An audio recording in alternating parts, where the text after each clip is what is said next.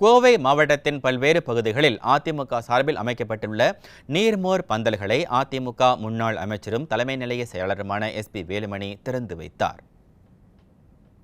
அதிமுக ஆட்சியில் இருந்தாலும் இல்லாவிட்டாலும் மக்களுக்கான பணிகளை தொடர்ந்து செய்யும்.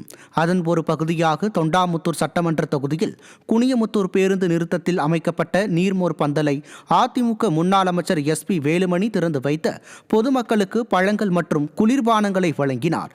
இதில் கோவை புறநகர் தெற்கு மாவட்ட அதிமுக தகவல் தொழில்நுட்ப பிரிவு செயலாளர் சசிகுமார், குனியமுத்தூர் பகுதி கழக செயலாளர் மதனகோபால், கரும்புக்கடை பகுதி கழக செயலாளர் HM உசேன் உள்ளிட்ட கழக நிர்வாகிகள் பலர் கலந்து கொண்டனர்.